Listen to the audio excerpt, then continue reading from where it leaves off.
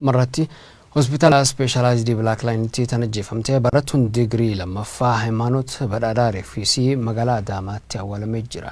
Abbaan isii Badhaadhaa Fayyisaa ajjeechaan akkanaa dhaabbata mootummaa keessatti sirriitti raawwatamuun rakkoo hamaadha jedhanii jiran. Dajanee Guutamaatu dubbise. Dajanee Guutamaan jedhama OMN irraan bilbila. OMN irraan bilbiltuu ishee.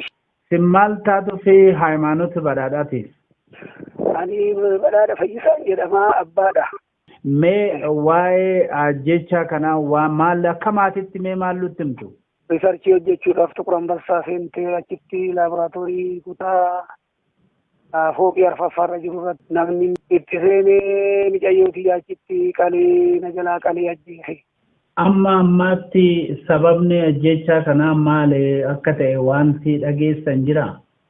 Ani tii kana mama takko wanni dhageen jiru micayyoon tiyyaa waa'ee siyaasa sin beektu ogeetti faarmaasiisiitii medikaal faarmaasiidhaan eebbifamte garuu hanqirna jedhe eegumsa gaarii godhuuf didanii akkamitti biyyattii kana keessatti hospitaala guddaa jedhamu hospitaala guddaa biyyattiin qabdu jedhamu keessatti bakka namni itti yaallamu hospitaala guddaa mana barumsaa kana keessatti namni eenyummaan isaan beekamu akkamitti ol seenii micayyootii qalaa kana bichaadha karkanna jedhe malee mootummaan immoo barbaadee naa dhiiga ishii akkanaa baasu bichaa akkanaa gootanidha nan barbaadu mootummaan dhiiga ishii akkanaa baasu baasummaan waxabajjii bultii 15 kanatti waraqaa peepparii ishii xumurte waraqaa ishii ragaadhaan maasterii kennuudhaaf bakka dhufu irratti na jalaa ajjeesan anuman beekan waan biraan beeku.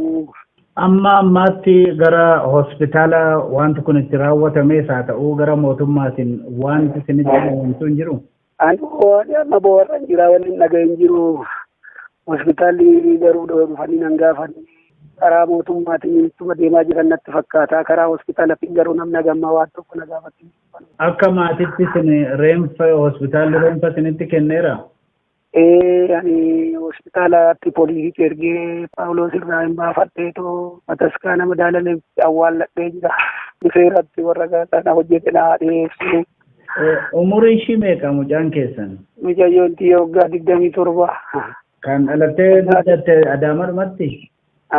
Dhalatti mataarratti ani kutaa 9 irraa 12 tumatti xumurte Adaamarratti qabdii gaarii fiddee yuunivarsiitii Biizana Tafarii jedhamu Biizana Teeppii jalatti faarmaasii irratti ramadamtee eebbifamte haaluma saniin achumatti qaxaranii achuma immoo maasterii ishii akka barattu gara Tuqur Ambassaadhaan mootummaatu erge.